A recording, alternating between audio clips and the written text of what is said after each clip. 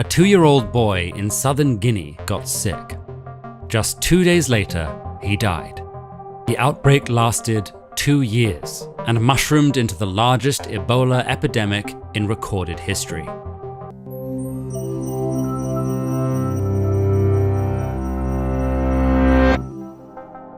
Ebola is one of the deadliest viruses we know of. If left untreated, it kills about half of those it infects. It can spread through pretty much every fluid your body makes, including blood and sweat. Even the dead can transmit the disease, often doing so at their own funerals. On December 26, 2013, a 2-year-old boy in southern Guinea got sick. Just 2 days later, he died. It took local doctors working with the international community 4 months to discover that Ebola was to blame, largely because it had never before been detected outside of Central Africa. In those 4 months, Ebola gained a head start that would prove devastating. The outbreak lasted 2 years and mushroomed into the largest Ebola epidemic in recorded history. More than 28,000 people contracted the disease and over 11,000 died. In 2013, Guinea had no formal emergency response system, few trained contact tracers, and no rapid tests, border screenings, or licensed vaccine for Ebola. After that epidemic, Guinea, with the support of the US and other international partners, completely overhauled their epidemic response system.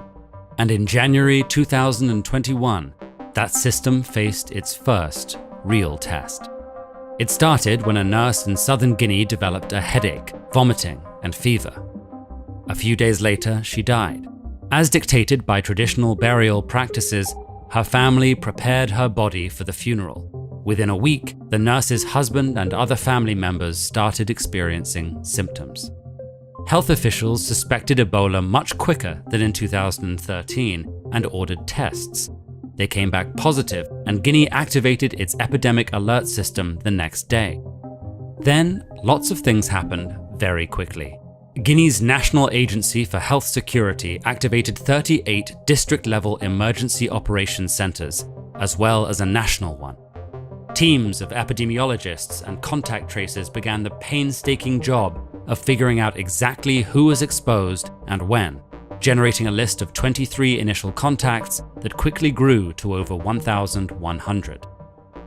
Advanced rapid testing capacities spun up in the city where the outbreak started. At Guinea's borders with Liberia and Côte d'Ivoire, public health workers screened more than 2 million travelers.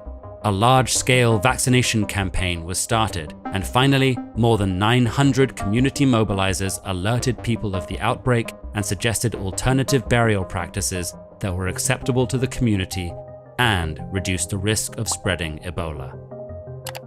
Thanks to all these measures, the 2021 outbreak ended just 4 months after it began.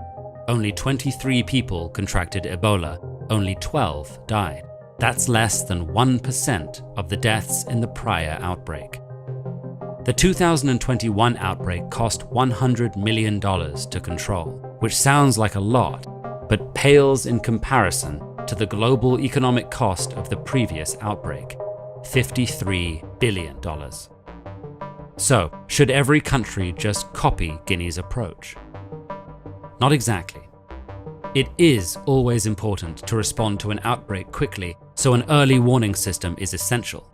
But beyond that, a successful response can look very different for different diseases in different countries.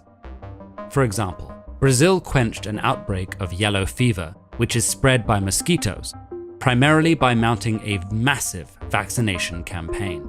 That strategy worked well for Brazil because it's one of the major global producers of the yellow fever vaccine, and its population was accustomed to regular, routine vaccinations. But for many diseases, you don't even need a mass vaccination program. In August of 2021, a truck driver tested positive for cholera in Burkina Faso. Healthcare workers alerted the government that same day, and contact tracing began immediately. Cholera is caused by a bacterium. So Burkina Faso gave antibiotics to those exposed or potentially exposed. This extremely fast response stopped the outbreak just a few weeks after it started. Cholera often rears its head in West Africa. In 2021, there were over 100,000 cases and more than 3,700 deaths. Because Burkina Faso was so well prepared, they had 0 deaths that year. 0. In Chiang Mai, Thailand, health officials piloted a community-owned, community-driven outbreak alert system to monitor animal health. That's important because some animal outbreaks have the potential to spill over and become human outbreaks. Villagers used an app to alert health authorities about outbreaks in animals. Over the course of 16 months, 36 animal outbreaks were identified. For any outbreak response system to be effective, it needs to be trusted, valued, and ultimately used by communities. That means reaching people where they are, in the language they speak, and aware of the culture, beliefs, and practices with which they live. Perhaps most importantly, we can't expect to do nothing for years and then just swing into action when an outbreak occurs. One of the best ways to save lives is to invest in lasting health infrastructure, 365 days a year, for everyone, especially the most vulnerable among us.